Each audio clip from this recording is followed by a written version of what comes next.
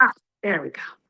So this book is called Orchot Tzadikim. I have two different versions, but this is the one that I'm going to be reading from because I realized that the English flow is the best in this book. It's the ways of the tzaddikim or the ways of the righteous, whichever one you want to say. Um, Nancy brought a book which is a very similar title. So I almost like appreciate the fact that she brought this book because it's called and written in very similar way. This one's called The Path of the Just. So they're different, okay? They're different. They're both Musar Svarim. They're both coming from the study of Musar, which is the study of self-development, self-refinement. But we're going to be learning The Path of the Just. What I find fascinating about this book is that this book was written over 500 years ago.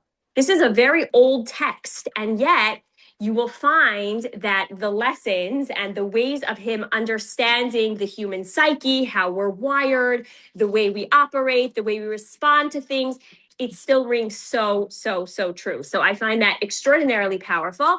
And just we did a little bit of the intro in our last class together, but I think it's just really important to remember that the idea of Musar, which I'm going to call Musar, the idea of Musar is one of the ways that we study the Torah.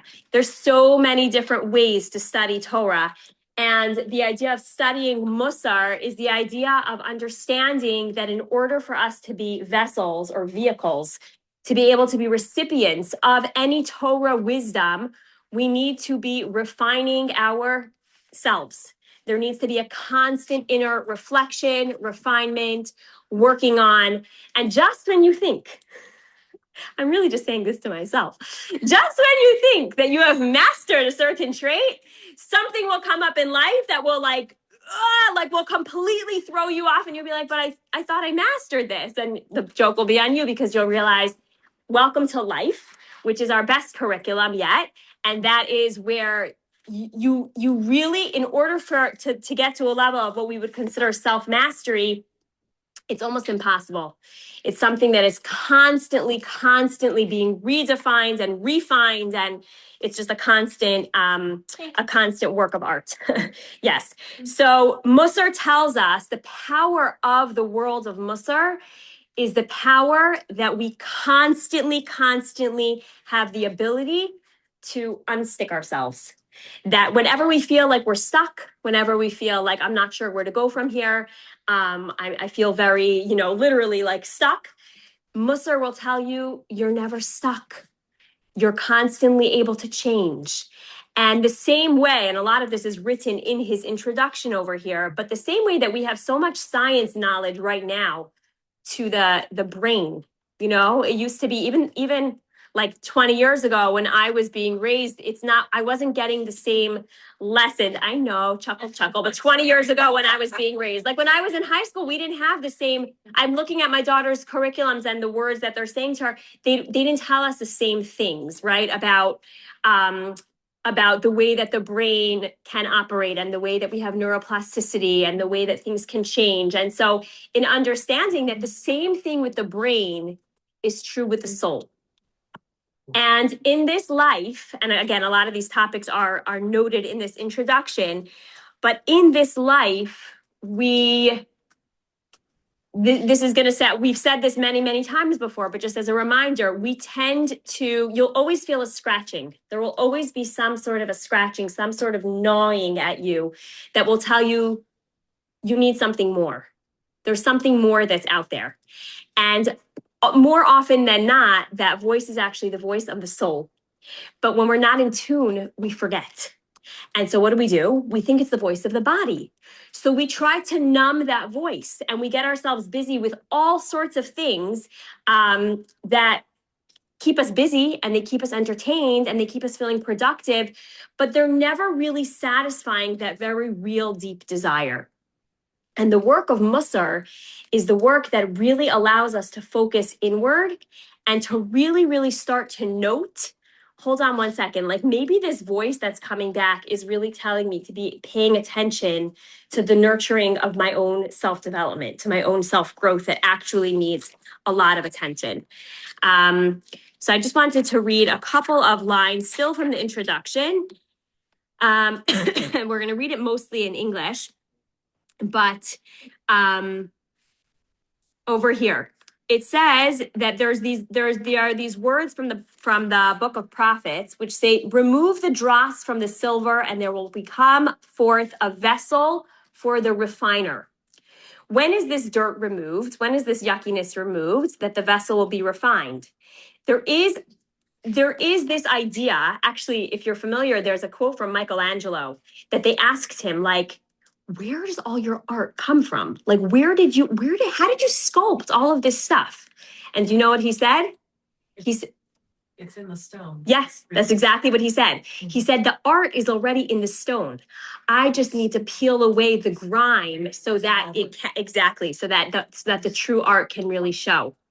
And I think that is exactly what the work of Musar is telling us, is that if you look at what's inside, it's already there. The art is already there. The perfect layout is already there. The perfect infrastructure for what a worked on human is supposed to look like, refined in its finest sense, it's already there. But you know what happens?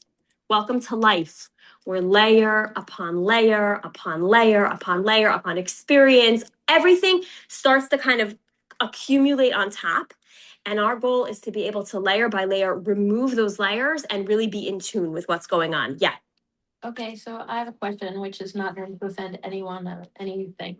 How did we end up with horns then in Michelangelo's David? Oh, I cannot answer that question. I think. How did we end up I with think horns? it's the way that the Torah was interpreted when Moses came down from Mount Sinai.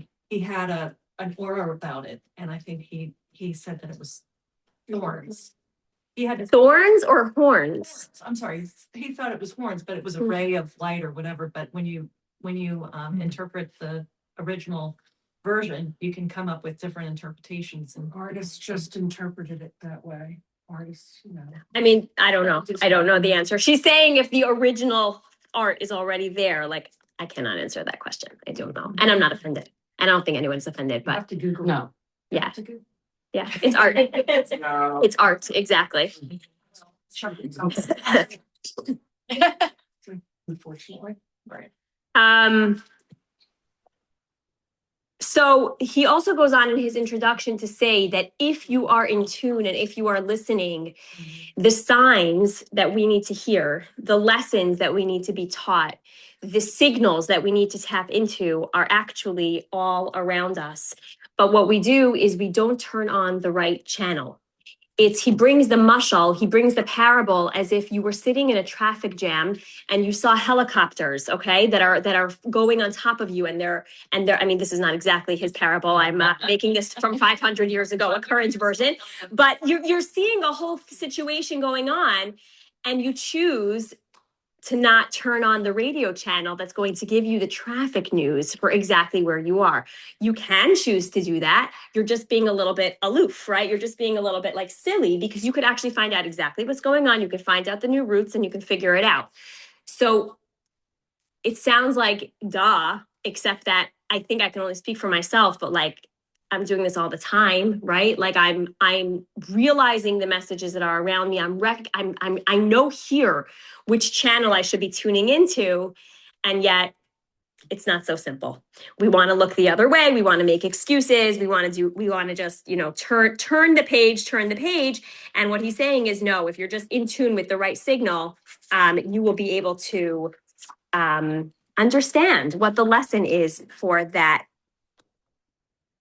moment. He talks about over here again, there's a lot said in the introduction, and we could probably spend at least a month just on the introduction, but I'm anxious to get started in the text of the book. And because we've dabbled in Musar before, I don't feel like we need to go through the entire Hakdama, but the Hakdama means the introduction, but he does say that when a woman is pregnant with a child, there's so much that the woman in particular will put into keeping this baby healthy on the inside, right? It's like the joke, like, what are you eating and what are you exposing yourself to? And what's your exercise? And every single thing that you're doing when you're pregnant with this child is like, and then suddenly this child comes out and like, I don't know. It just feels like the frequency kind of changes. Like you're still very careful with your newborn and you're still very aware of it, but like it suddenly feels different. Why? Because when you're like forming a child, when it's like the formation of how the brain and all the limbs and of this child are going to be wired, like you're like, I will do everything in my power to make sure that I'm doing everything 100% right. But what he says over here is that if we were to apply the same principle to the soul of a child, we would be acting very differently. And this is a fascinating perspective because while it's true that we can be handed a handbook for, all the do's and don'ts when you're pregnant, but are we handed a handbook for all the do's and don'ts for what is supposed to happen to this child's soul? And then what happens when this child emerges from this cocoon, right? And now is in the world and now is living life.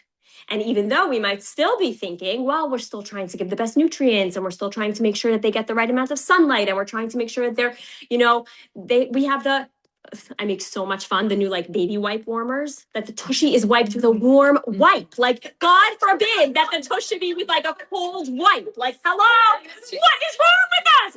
But like we're so careful.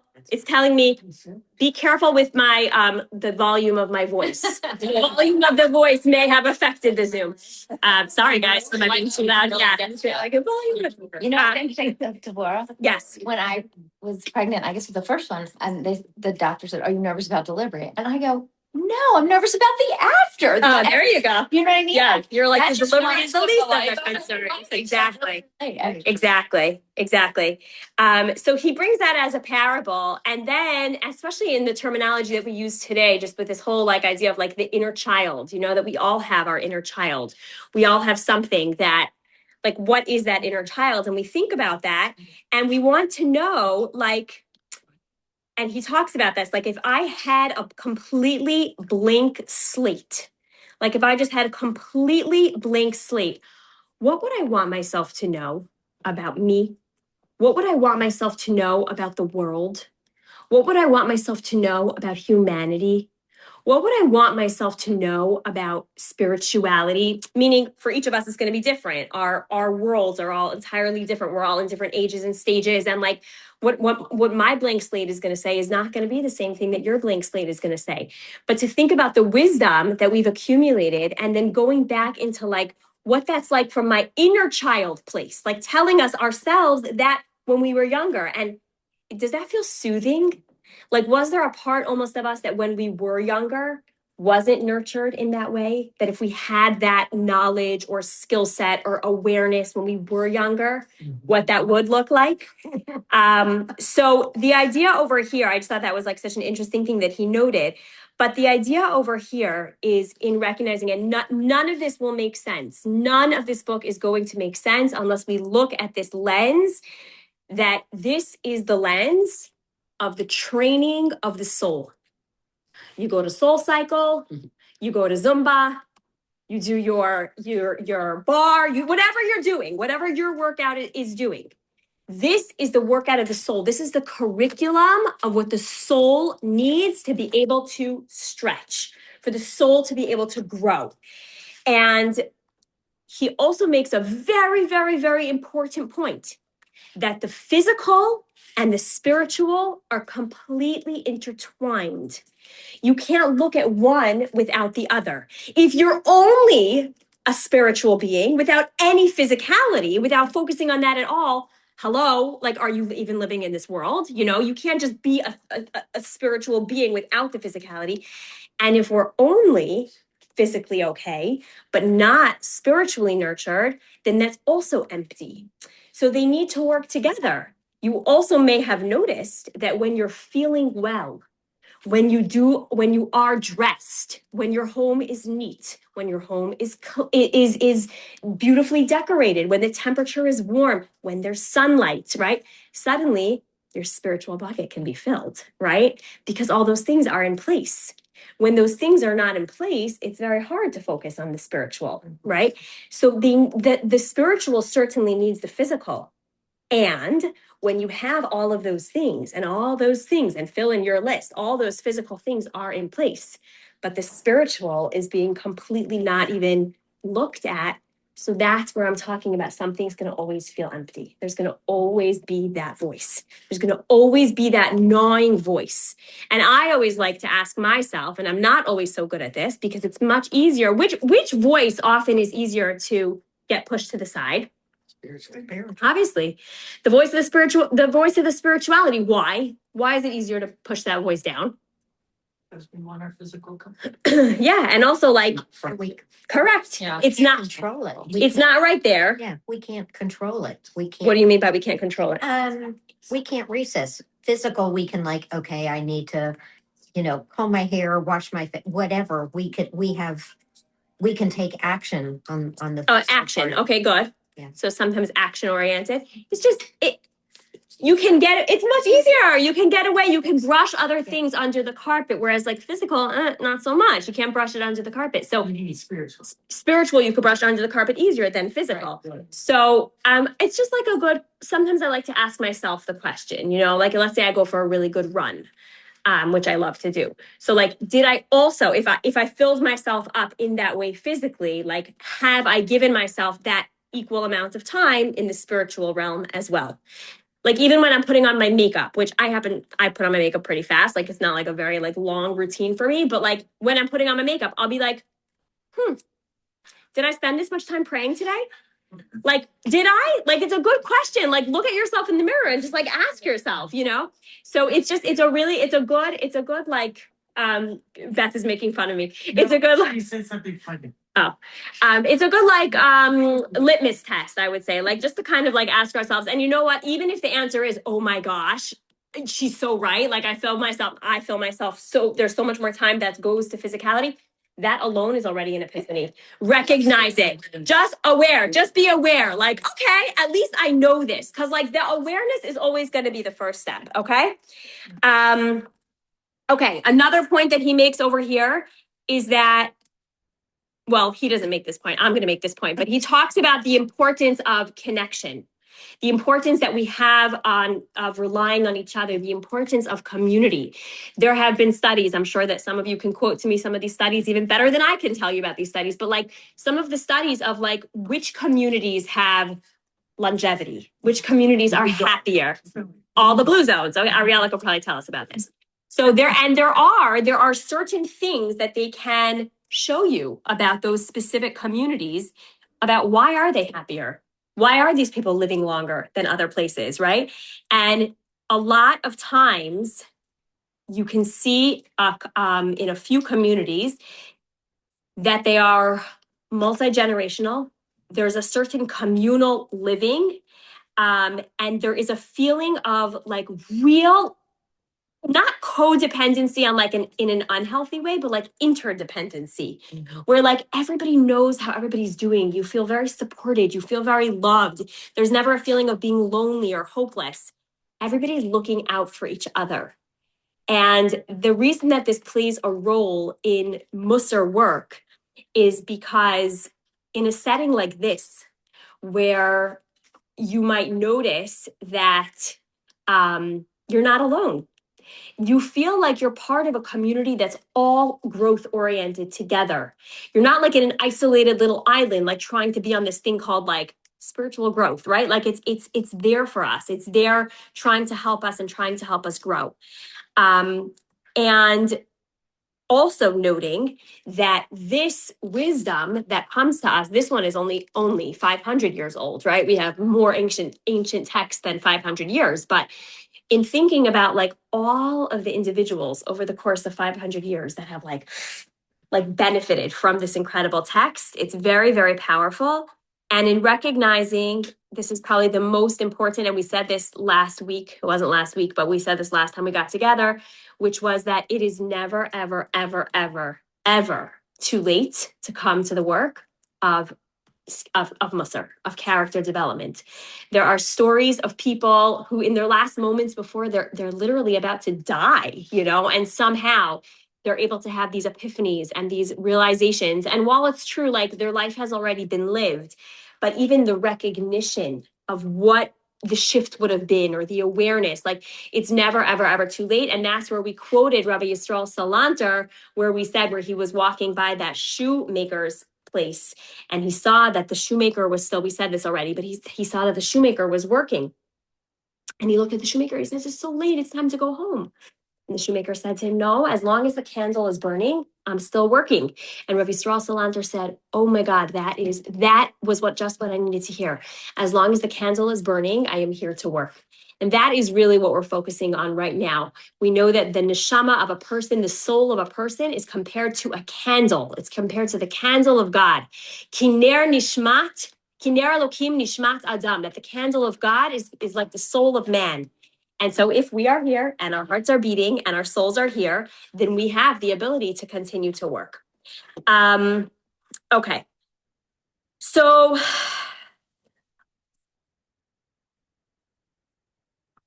can you teach an older dog tricks? Yeah, Is it harder or easier? harder. Right? If you talk to a dog, who has dogs? Yeah. If you talk to a dog trainer.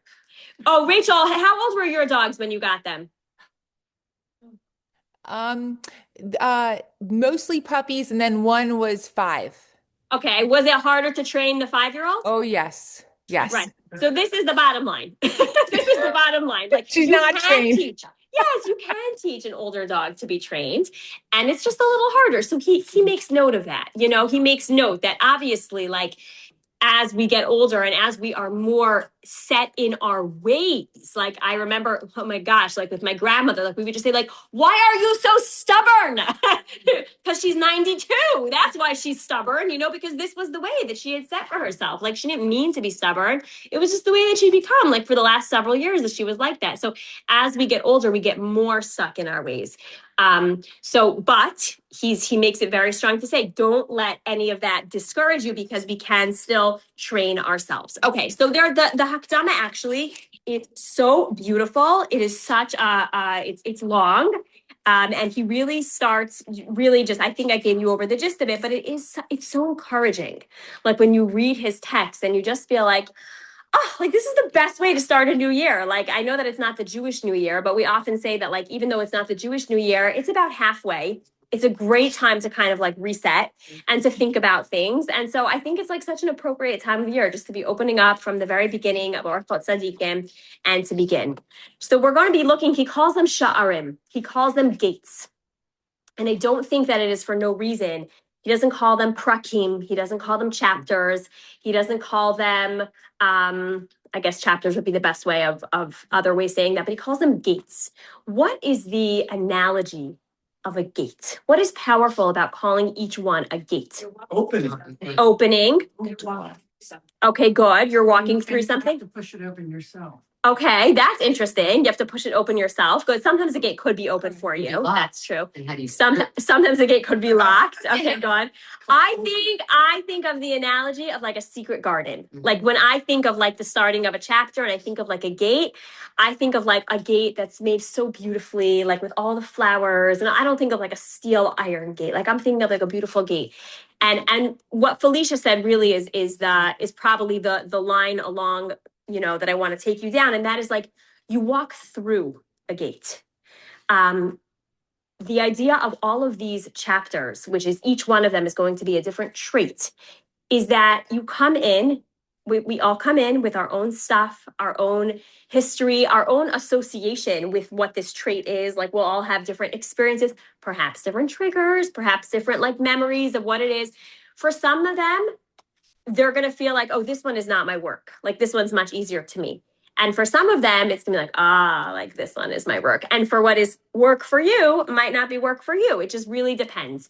So in that analogy of thinking of it as like, I get to walk through this. I get to put myself through this. I get to come from one place and literally walk through it. And I think that as we go through, and we're going to make it very, very, very practical, but as we go through the different lessons that he's trying to teach us, I think you'll have moments. I have been more and more aware of the power of meditation.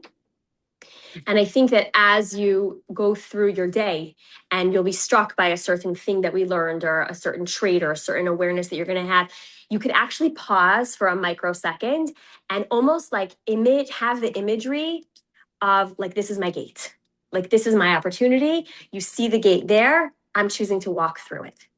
Okay, so you're not going around it. You're not going under it. You're not like digging the tunnel under it. Like, you're choosing to walk through the gate. And sometimes you'll do it with like, you'll be standing very, very tall and you'll feel very proud of yourself. And other times you'll feel, I don't know if I like really did that one well. Like, either way, you're walking through the gate because that's what life is. We're constantly going through. We're constantly, that's the best way of saying it. The only way through is through, right? So any guesses, if you don't have the book in front of you, which the first gate? He's obviously going in some sort of a structure, and he has to come up with a certain, he just did his big introduction, which again, we kind of brushed over because most of us have had a lot of experience with the idea of Musar. If you were writing a book, what would be the first thing that you felt would need to be in place in order for you to work on yourself as a human soul? This is just like fun to see. Yeah. I would say like an open mind and an open heart, something like that. Okay. To be receptive and open. Okay. Good. Self-awareness. Okay. Self-awareness. The evaluation, like Well- that evaluation of like where I am right now. Okay, so a lot of that he's assuming is done in the Hakdama. Like, that's kind of like, but yes, that is true. I was gonna say honesty, but along with yourself. Oh, interesting. Okay. That one could have worked also. Your own truth. Honesty, truth, right? Interesting. Trust and truth. Okay. Trust, truth. So the one that he chose, and it is along the lines more than self-awareness. I think it was Jamie who said it. But what was the words that you I said? said like open mind. Open-heartedness and receptive. So this is what we call sha'ar hagaiva. Gaiva in Hebrew is pride and haughtiness. Meaning, in order for us to be able to be receptive, we have to recognize, what do I know? Who am I even?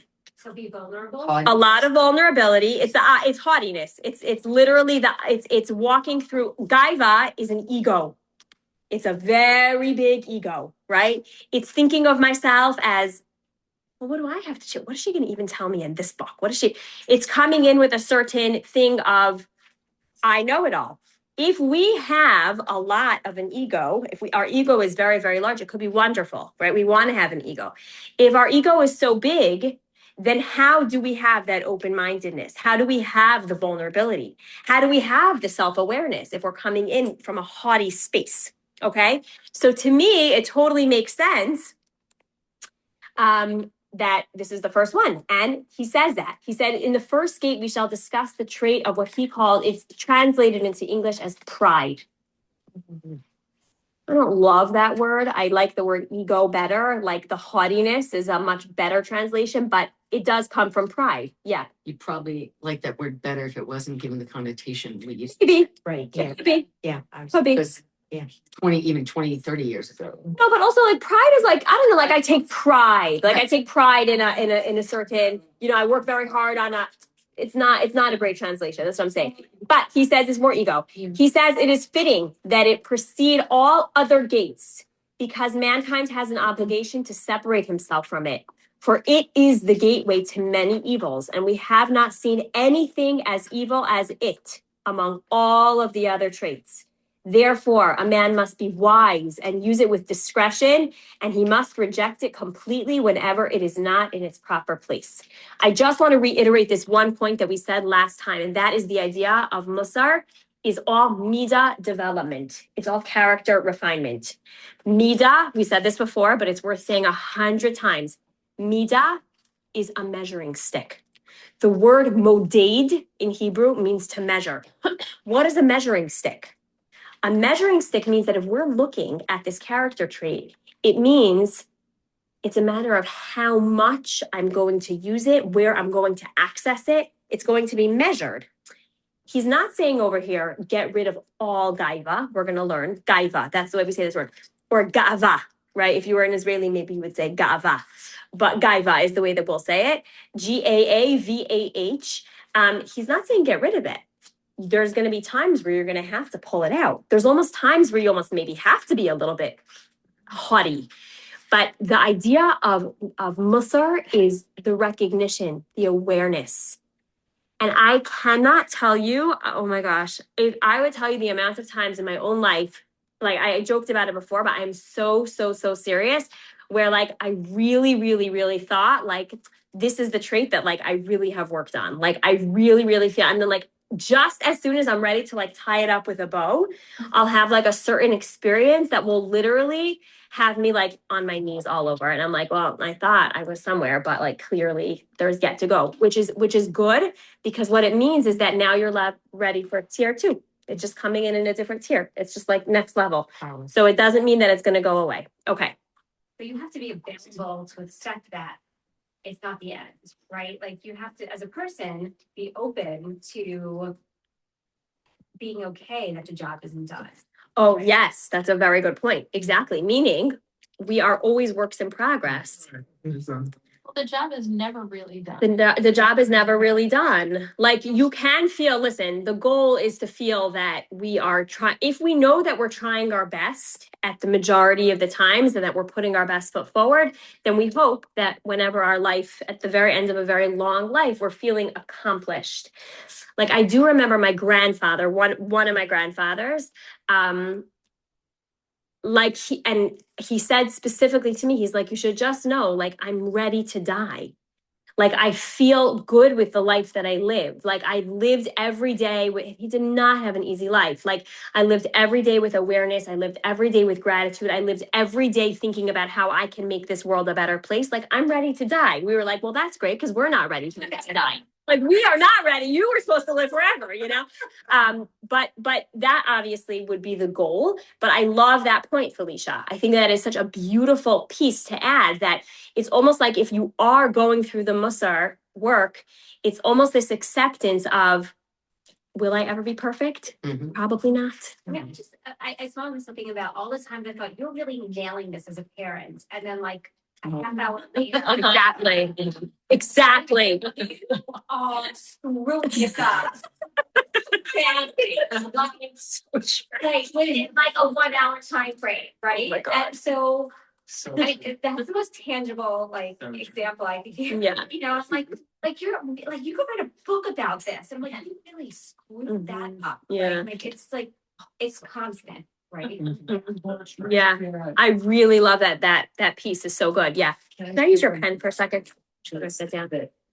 Piggyback on what Felicia said, but goes back to your point about when you thought you had really crossed a journey and then you were on your knees again. Yeah, And the exactly. Kabbalah that Jamie and I listened to, there's this analogy that you're going to go to like the next level, like you've done that level and now you're going to elevate your soul to the next level. And it's the difference between being the best player on the JV team or being the Correct. best player on the varsity team. Exactly. So you were like you were the best player on that JV team, and you like thought that, oh, but now there's this whole other level. So you're on your knees as the worst player on the varsity team. I love that mushal also. That's a great parable also. And that's exactly right. That's what I'm saying. Like you're not in the same place. You're on tier 2 now. Like you're on the next level. The elevator has just gone up a whole floor. You know, I love that parable of the varsity The team. awareness. Everything. Yeah. Everything with awareness. Like you start to just like think differently. And it's just, that's why like it makes total sense that it starts with this like haughty place, because if we're not coming from a place of like, I'm an open vessel, who am I? Why do I even think that I'm so perfect? If we're coming from a place like, yeah, no thanks, I don't need that. Like I'm good. So like, what are we doing? You know, like, and there are people like that. Like, no, that study's not for me, because you've nailed it, right? Like you're rushing. So that's exactly why it needed to start with this gate of haughtiness. And I will just say, and he does not say this, but I just want to say before the start of the study of Musar, stay in your lane.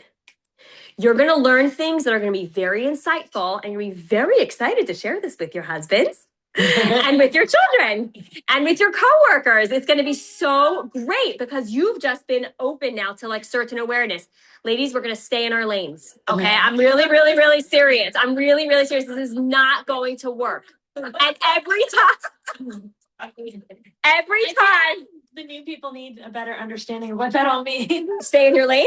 Well, but like, why would you not wanna like share it? Maybe. Because character development is very personal. And when you try to hear something that you shared with someone about how they can, how we can be this and this and this and this, and the person that you're sharing it with is not at all interested in the same level of growth, it could be very harmful. So if you stay in your lane and you do the work on yourself, I promise you by osmosis, everybody else will pick up on it. Mel Robbins. I'm not saying that's like Orchot Tzadikim. Yeah. That would be like Orchot Tzadikim. Yeah. But Mel Robbins has insight. Yeah, exactly. But yeah, it's very important to recognize that. Well, it's for you internally, not for you to necessarily. Yeah, I'm not saying if you heard something insightful, don't share it. It's a matter that when you're working on self development, it's always like you have to just turn it inward. It's so You'll see exactly what I mean when it comes up. I did not discuss any of this at home. Like my husband. Oh, coming, I thought you said cutting. Oh, cutting out. When I started cutting, like I decided that it's not. I actually have not told any of my girlfriends, like, because I actually want this space, like, selfishly, sort of for myself, Right. and also. Wait. I'm not saying that you shouldn't be telling your friends about class. No. I don't think they're Cheryl, but like, I wanted this. I felt like this was so personal that I don't actually want to talk about it outside of like like this space is so Do you sacred think to me. people that wouldn't people understand? understand exactly. Okay, that could be. People would understand it. Like my husband's like, "How was class today?" I'm like, "It was great." And You're like, we learned all about the power of free choice. right. He's like, huh? But and I don't want to make this about me, but like I appreciate that this thing really that resonates with me because I personally made this choice that this was like my time, like my hour for myself. And yes, of course I would share with a friend, but at Yeah. the beginning I was just joking. I need to figure out like what this meant for me. Mhm. And I don't want people imparting their thoughts and values onto my experience of this. Mhm. So I feel like if I brought a bunch of friends with me, not that I don't think we're wonderful, it would then become a conversation outside of here, Mhm. and that would influence my experience in some way that I really don't want. That is how I feel. Right. No, I totally hear that and appreciate that. I was more joking when I said, and like, and I also want to give credit to Suzanne who did bring a friend along today, and we're so grateful. And Lisa's here today because Suzanne brought. Not the right kind of friends. Right. Oh, so that's Lisa. Right.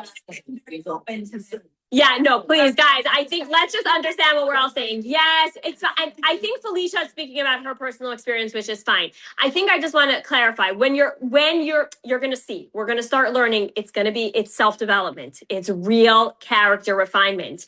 And when somebody that you love and somebody that you know is somebody suddenly going to do something, you're going to be like, Yeah. I learned in Torah class today.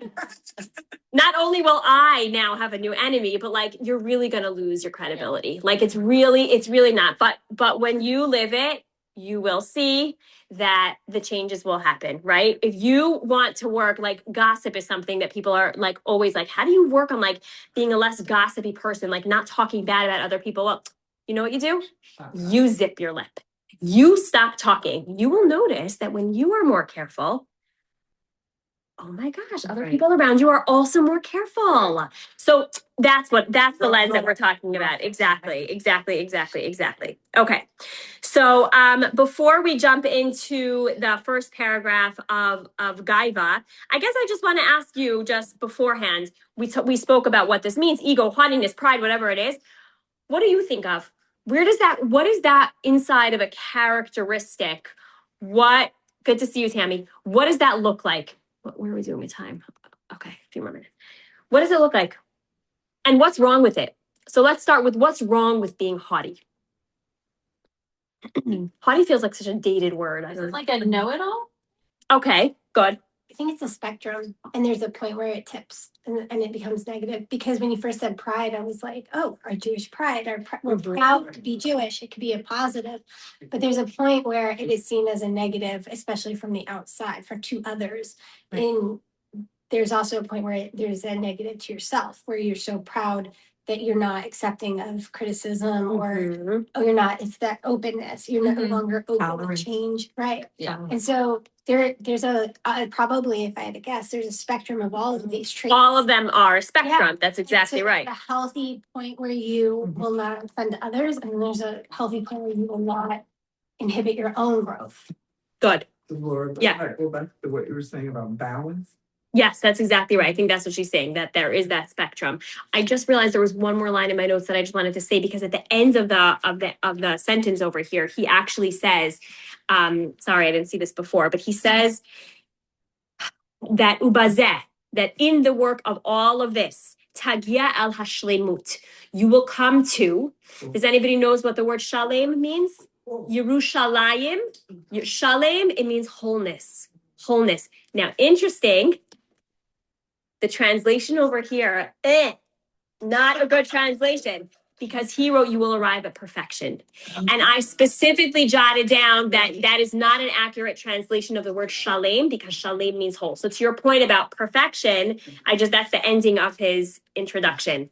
By doing so, you will arrive at wholeness, and you will be the workers with the tool of his trade in his hand. He will become, okay? Sorry, I just had to say that. Okay. Yes, so that, Gail, you had a sentence. I was thinking, and kind of when you say wholeness, it means that something's complete, but also if you're too haughty or got too much ego, there's no room with other people. Exactly. Exactly. She says. Exactly. Or to be influenced by other people. Like, we're not always right, but what somebody else has to say, it's like, oh, yeah, let me rethink that. And Mhm. so you're open to it. And wholeness, you don't want it to be so closed off that it's like final. Okay, good. Excellent. So let's read the first paragraph. I'm putting down something specific. There it is. Okay. Let's read the first paragraph and we'll get started in this first gate. Hagaiva hi hamatzbeya asher pasal hamelech hagadol. What does that mean?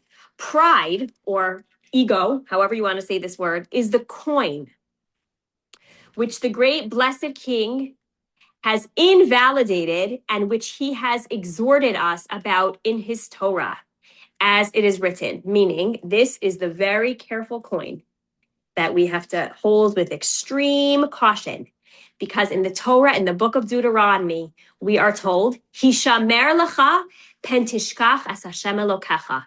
Because if you have too much pride, be very, very careful, because what is the fear of being too haughty? That you might forget about Hashem, your God. Okay, so that has to be the whole introduction. When there is so much pride and there is so much ego, you've heard me say before that there's this modern day terminology for ego, which is easing God out. When there is such a high ego, we have made ourselves into thinking, maybe I'm God. Now, I say that and I chuckle, because like, who really thinks we're God? But that's what he's warning us against here. When there's so much ego, we perhaps have forgotten about the role of God in our lives. Yeah. Right away, all this that you're saying makes me think of the Greeks, in the time of the Greeks, where they wanted to suppress our Judaism. Yeah, that's a really good point. Yeah. Everything was about their ego and their bodies and the physicality. Exactly. That's a really good point. And then he goes on to say, he quotes this other point. He says, take heed, lest you forget Hashem, your God, for the proud man forgets his creator, as it is written. And when your cattle and your sheep multiply, transfer that into your money and your bank accounts and your stocks, and your gold and silver accrue to you, then your heart will grow haughty, and you will forget Hashem, your God, and you will say in your heart, Kochi va'otzem yadi asali esachayel hazeh. This was actually brought down in the book that we were learning with Rav Dessler, which is written in the book of Deuteronomy, which is my power and my might of my hand have brought for me this great wealth.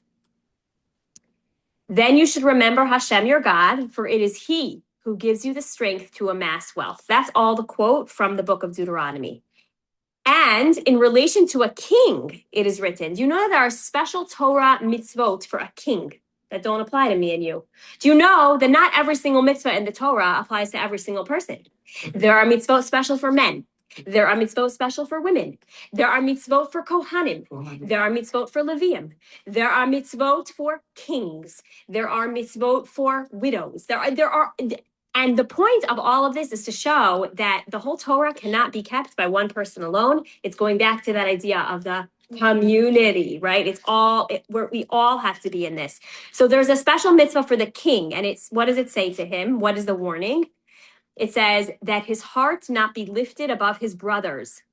If the Torah exhorts even a king in this respect, it goes without saying that average men should not vaunt their wealth in front of each other. Meaning, if the mitzvah itself is for a king who actually has real status and real power, then how much more so for us who are just the people, right? How much more so it applies to us to not get too haughty in our own way. Okay, so I'm just going to read this next paragraph and then we're going to pause for today. Pride takes two forms. He says it breaks up into shnei chalakim, two different sections. The first is the pride a man has in his body. And the second is the pride that a man has in his actions. Okay, so we're dividing these two things, his body and his actions, into two different things. Now, his actions comes under the quality of his wisdom and his good deeds. Okay, body is something different. The pride a man has in his body can take two forms, either the good form or the evil form. I think we're going to actually, this is going to get into a whole nother section over here. So I'm just going to read this last little bit. The following is the evil variety. When pride grows in a man's heart, it rules over him from the crown of his skull to the sole of his foot. So I'm very into imagery and I'm very into visualization, but it's almost like when you think of a person who has too much haughtiness, and you think of literally from the top of their head until the bottom of their foot, think of the worst, yuckiest color that you can think of. His entirety is it's enmeshed in all of him, right? That's the way to think of that evil person. In his head and in his throat, the prophet Yeshayahu tells us that. And then it quotes a certain thing. Let the foot of pride not come upon me, and the hands of the wicked not move me. It is manifest itself, this haughtiness comes a lot through what we refer to, and this is where we're going to start next week, through haughty eyes. Okay, so starting from the top of his head through haughty eyes. What does it mean to have haughty eyes? They're called in Hebrew einayim ramos, haughty eyes. Like the lens that you look through. That's exactly right, right? Like a jealousy. What'd you say? A jealousy. Okay, so it's interesting because pride is actually not, we're going to see there's a separate one for jealousy, Right. but it's the lens through which you're looking through. Mhm. Starting from when we're thinking of that yucky color, filling up the whole body. But when a person has haughty eyes, it means that everything around him is always with the image of me. Mhm. Everything has my fingerprint on it, my hands in it. Anything good was likely because of me. And his whole view of life is coming through his eyes. So we're going to stop from here for now. If anyone has any questions or comments or all of that, we'll take that. But I'm not going to continue in the actual text for today. Yeah. That's where there's no room for Hashem at all. Well, we're going to see how this is so much connected to understanding where God comes into the picture. But that is exactly right. He's completely missing that. In fact, it's not his fingerprint that's on everything. It's actually God's fingerprint. Yeah, exactly. Any questions from our Zoomers? Oh, I switched the camera. I hope this was clear. Very interesting.